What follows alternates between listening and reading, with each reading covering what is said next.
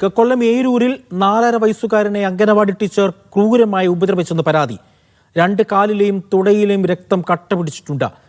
പോലീസിൽ പരാതി നൽകിയതോടെയാണ് വിവരം പുറത്തറിഞ്ഞത്. അധ്യാപികയെ 7 ദിവസത്തേക്ക് ജോലിയിൽ നിന്ന് മാറ്റി നിർത്തി.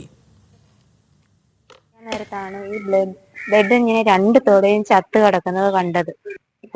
കുഞ്ഞുടന്ന് ഭയങ്കര കരച്ചിലൊക്കെ ആയിരുന്നു. കുഞ്ഞിനൊന്നും അത് പറയാൻ പറ്റത്തില്ലായിരുന്നു. പിന്നെ അതേട്ട് കുളിപ്പിച്ചിട്ട് കുഞ്ഞിന് ഭയങ്കര വേദനയൊക്കെ ആയിരുന്നു. ആ 2 തോടേനും കുഞ്ഞിന്റെ ബ്ലഡ് ഒക്കെ ചത്ത് കടന്നു.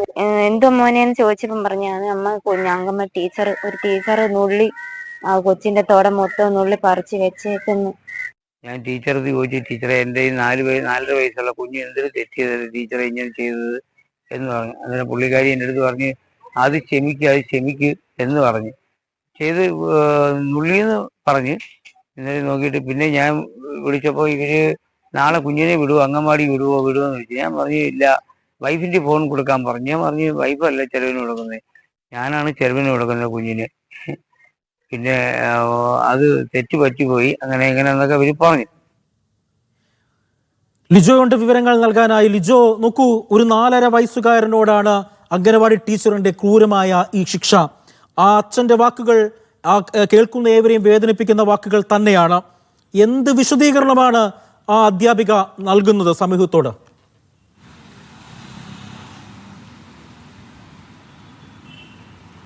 അജി, എന്ത് വിശ്വസിച്ചാണ് കുഞ്ഞുങ്ങളെ ഇത്തരത്തിൽ അംഗൻവാടിയിലേക്ക് വിടുക എന്നുള്ളതാണ് ഒരു പ്രധാനപ്പെട്ട ചോദ്യം. കുട്ടികളുടെ സംരക്ഷണവുമായി ബന്ധപ്പെട്ട് പല കാര്യങ്ങളൊക്കെ വരുമ്പോൾ ഇതുപോലെ കുട്ടികളെ അംഗൻവാടിയിലേക്കൊക്കെ വിടുന്ന സമയത്ത് ഇതുപോലെയാണ് അധ്യാപകർ അവരെ ട്രീറ്റ് ചെയ്യുന്നുണ്ടെങ്കിൽ എന്താണ് വീട്ടിലിരിക്കുന്ന ആളുകൾക്ക് ഒരു സമാധാനം? ഇതിന് ആസ്പദമായ ഒരു സംഭവം എന്ന് പറയുന്നത് ഏരൂർ പാണയം സ്വദേശികളായ ദമ്പതികളുടെ മകനാണ്, 4.5 വയസ്സുള്ള മകനാണ് ഈ അംഗൻവാടിയിൽ പോകുന്നത്. ചൊവ്വാഴ്ചയാണ് സംഭവം നടക്കുന്നത്. കുട്ടി സ്കൂളിൽ പോകുന്നു, വൈകുന്നേരം തിരിച്ച് വന്ന് കുളിപ്പിക്കുന്ന സമയത്താണ് അമ്മ ഇത്തരത്തിൽ ഈ കാലിന്റെ തുടഭാഗത്ത് ഇത്തരത്തിൽ പാടുകൾ കാണുന്നത്. കുട്ടിയോട് ചോദിച്ച് വേദന കൊണ്ട് കരയുകയും ചെയ്യുന്നുണ്ടായിരുന്നു.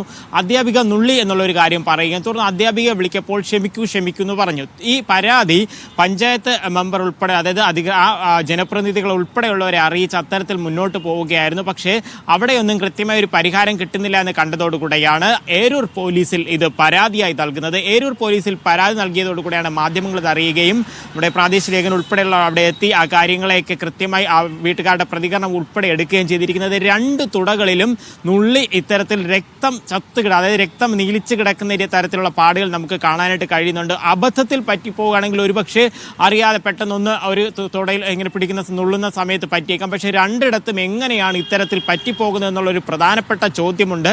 അധ്യാപികയോട് നമ്മുടെ ശൃംഗർ അവിടെ പോയി സംസാരിച്ചിട്ടുണ്ടായിരുന്നു. അപ്പോൾ ക്യാമറയ്ക്ക് മുന്നിൽ സംസാരിക്കുന്ന അല്ലാതെ പറഞ്ഞതാണ്, അക്ഷരം എഴുതാൻ പറഞ്ഞപ്പോൾ എഴുതാത്തത് കൊണ്ട് ഒരു നുള്ളു കൊടുക്കേണ്ടി വന്നു എന്നുള്ളൊരു വിശദീകരണമാണ് നൽകുകയും ചെയ്യുന്നത്. വിദ്യാർത്ഥികളെ മർദ്ദിക്കാതെ, വലിയ കുട്ടികളെ പോലും വടി ഉപയോഗിച്ച് പോലും അടിക്കരുതെന്നുള്ളൊരു നിയമമുണ്ട്.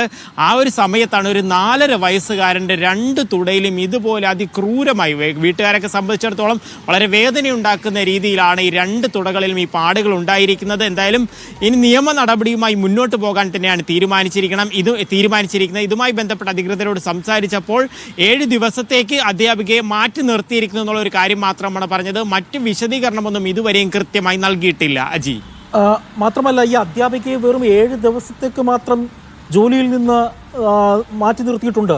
അതാണോ ഈ കുഞ്ഞിനോട് ഇത്രയും ക്രൂരമായി പെരുമാറിയ അധ്യാപികയ്ക്ക് കൊടുത്ത ഒരു ശിക്ഷ? ഇപ്പോൾ ഇതുമായി ബന്ധപ്പെട്ട ഈ വകുപ്പ് ഏതെങ്കിലും തരത്തിലുള്ള വിശദീകരണം നൽകുന്നുണ്ടോ?